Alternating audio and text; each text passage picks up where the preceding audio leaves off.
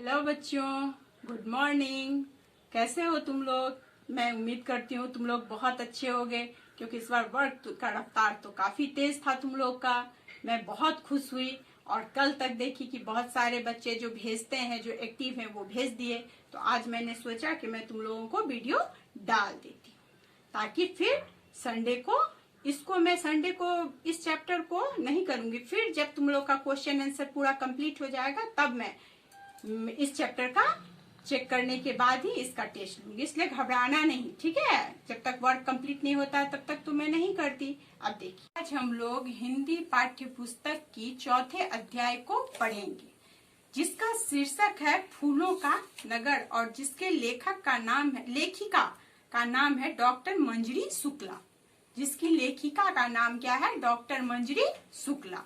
देखिए, इसमें जो है, इस अध्याय में जो आप लोग का है, उसमें है जो एक गुरु और दो शिष्य की कहानी है। ये गुरु जो वेदांत था, गुरु का नाम वेदांत था, और उनके जो दो शिष्य थे। यूं तो उस आश्रम में बहुत सारे बच्चे थे, पर कोई बच्चा तो बहुत इंटेलिजेंट होता है, उसे अपने गुरु की काफी सेवा करने में मजा आता है।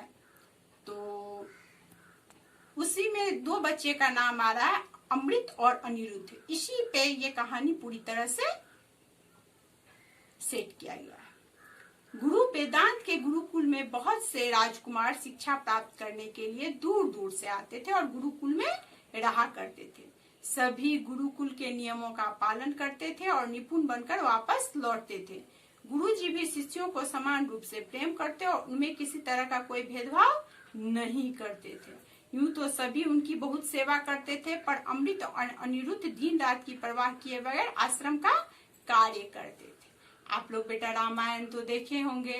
रामायण में देख रहे थे ना कि रामचंद्र जी लोग राजकुमार थे। इसके पश्चात वो अपने घर परिवार को छोड़ करके बचपन में ही गुरुकुल चले गए, और जब वो विद्या अध्ययन करने में पारंगत हो गए, तब वो वापस लौट करके अयोध्या वापस आए थे। इसी तरह से बहुत सारे उदाहरण तुमको मिल जाएंगे। देखो, कोई जरूरी नहीं है कि सिर्फ राजकुमार ही गुरुकुल में पढ़ते थे। गरीब से गरीब और अमीर से अमीर सारे बच्चे। अब कृष्ण सुदामा का उदाहरण ले लो। कृष्ण कितने अमीर थे और सुदामा जी कितने गरीब थे। लेकिन सब उस समय की क्या थी, सुबह में सारे बच्चे जाते थे भिक्षाटन करने के लिए, और भिक्षा ग्रहण करके लाए, गुरु माता खाना बनाई और सारे गुरुकुल के बच्चे खाए। और जब उनकी शिक्षा पूरी हो गई और आश्रम छोड़ने का समय आया, तो गुरुजी ने उन दोनों को बुलाकर कहा, मैं तुम दोनों से बहुत प्रसन्न हूँ, इसलिए तुम्हें दो बातें बता रहा हूँ। अगर तुम दोनों इस पर अमल करोगे, मतलब मेरी बात को मानोगे, तो तुम्हारे राज्य में सदा संपन्नता और खुशहाली बनी रहेगी। कभी भी विपन्नता तुम्हारे राज्य में नहीं आएगी। दोनों राजकुमार एक साथ बोले, हम आपकी आज्ञा अवश्य मानेंगे। गुरुजी मुस्कुराकर बोले, अहिंसा का मार्ग अपनाना तथा सदा प्रकृति की रक्षा करना। अहिंसा का मार्ग अपनाना का तात्पर्य यहाँ यह है बच्चों कि किसी से मारपीट, लड़ाई झगड़ा मत करना, शिकार मत करने देना अपने राज्य में किसी को, और सदा प्रकृति की रक्षा करना। प्रकृति की रक्षा करना मतलब हरे हरे पेड़ पौधों को मत काटना, और जहां तक हो सके अपने राज्य में पेड़ लगवाना। दोनों राजकुमारों ने सहर्ष हामी भर दी और अपने अपने राज्य की ओर चल पड़े।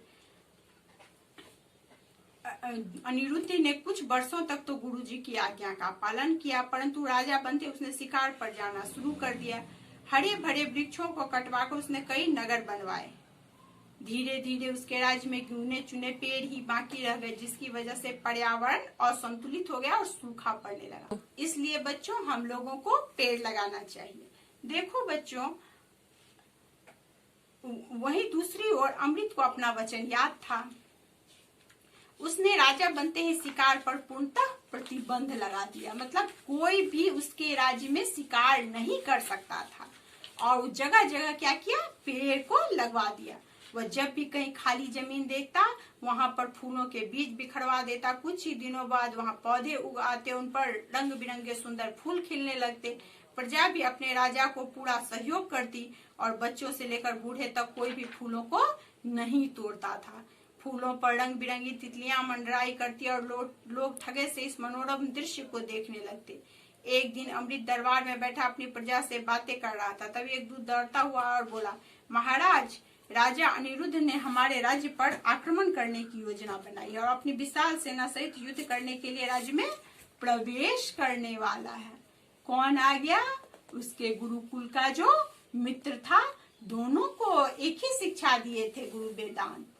जिस तरह बच्चों, हम भी तुम लोगों को, सारे बच्चों को एक समान शिक्षा देते हैं, लेकिन कोई बच्चे मेरी बात को मानते और कोई नहीं मानते। उसी तरह इन दोनों में भी। यह सुनकर अमृत परेशान होता हुआ बोला, युद्ध होने से तो हमारे हजारों सैनिक मारे जाएंगे और मासूम प्रजा को भी कष्ट होगी।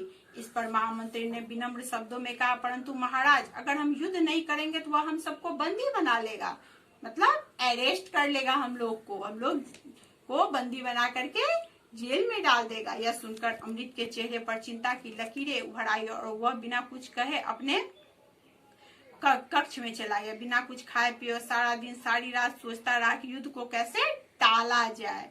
सुबह की पहली किरण के साथ ही वह उठकर बगीचे में चला गया। रंग बिरंगे फूलों से लदे हुए वृक्षों को देखकर अचानक उसके मन में एक विचार आया। उसने तुरंत महामंत्री को बुलाकर अपनी योजना समझा दी। महामंत्री का चेहरा भी खुशी से खिल उठा। इसके बाद राजा बेफिक्र होकर राजमहल चला गया। शाम के समय राजा अनिरुद्ध ने राज्य की सीमा में अपने हजारों सैनिकों के साथ प्रवेश किया और नगर की खूबसूरती देखकर वह अचंभित रह गया। आश्चर्य में पड़ गया कि बाप रे, इसका राज्य कितना खूबसूरत और कितना खुशहाल है। तभी उसके सेनापति ने कहा, महाराज, अब हमें आक्रमण करना चाहिए। हाँ हाँ, क्यों नहीं, कहता हुआ अनिरुद्ध आगे की ओर बढ़ा। जैसे ही सैनिकों ने तलवारें निकाली, मधुमक्खियों के झुंड ने उन पर धावा बोल दिया। उनकी तलवारें भी किसी काम की नहीं रही। मधुमक्खियों ने पूरी सेना को काट खाया। सैनिक जान बचाने के लिए वापस भागे। अब देखो बच्चों, यहाँ अमृत कितना बुद्धिमान था। अमृत की सैनिक कौन हुई? मधुमक्खियां। ठीक है। इस बीच मधुमक्खियों ने अनिरुद्ध को भी काट लिया। उसका शरीर सूज गया। वह घोड़े से नीचे गिर पड़ा। उसका सिर किसी नुकीली वस्तु से टकराया और वह बेहोश हो गया।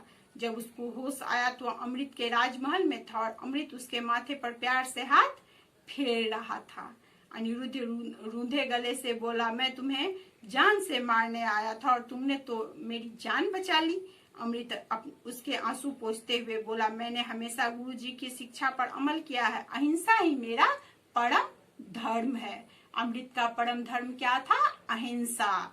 अमृत ने अनिरुद्ध के चेहरे पर अचरज के भाव देखकर कहा, तुमने तो मेरे राज्य में हर कदम पर फूलों से लदे हुए वृक्ष हैं और उसमें सैकड़ों मधुमक्खियों ने अपनी छत्तें बनाए हुए हैं। जब तुम्हारी सेना आई तो मेरे सैनिकों की एक टुकड़ी ने गुलेलों से छत्तों पर पत्थर मारे और छिप गए, जिससे गुस्से में सारी मधुमक्खियां तुम लोगों पर टूट पड़ी। अनिरुद्ध अमृत की दूरदर्शिता और सूझबूझ देखकर आश्चर्यचकित अर्थात हैरान रह गया। वह बोला, मुझे माफ कर दो, अब मैं चलता हूँ। यह सुनकर अमृत बड़े प्यार से अनिरुद्ध से बोला, मित्र, मैं तुम्हें खाली हाथ नहीं जाने दूंगा। मैं तुम्हारे राज्य की सारी स्थिति जानता हूँ।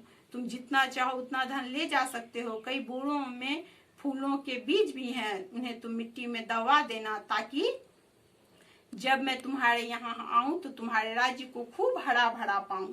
अनिरुद्ध अमृत का प्यार देखकर खुशी के मारे रो पड़ा और बोला, मैं भी अपने राज्य को तुम्हारे जैसा ही फूलों का नगर बनाऊंगा। ठीक है बेटा। अब देखिए, इसमें कुछ दिया है माइंड में। राजकुमार अमृत और अनिरुद्ध वेदांत के आश्रम में सहपाठी थे तथा सबसे आज्ञाकारी शिष्य थे। अमृत ने अनिरुद्ध की सेना पर मधुमक्खियों का आक्रमण करवाया, बिना युद्ध के उसे हरा दिया। फिर उसने अनिरुद्ध को पेड़ पौधों का महत्व बताया। अब देखिए बच्चों, यहाँ पे शब्दार्थ दिया हुआ है, इसको आप लोग को कॉपी में नोट करना है। नोट करने के बाद आपको याद करना है। अब यहाँ का जो क्वेश्चन आंसर सब है, आप लोग कोशिश कीजिएगा पहले बनाने का। अगर बन जाए तो ठीक है, और अगर नहीं बने तो मुझे बताइए, मैं आपको क्वेश्चन आंसर सेंड कर दूंगी। ठीक है। Take care.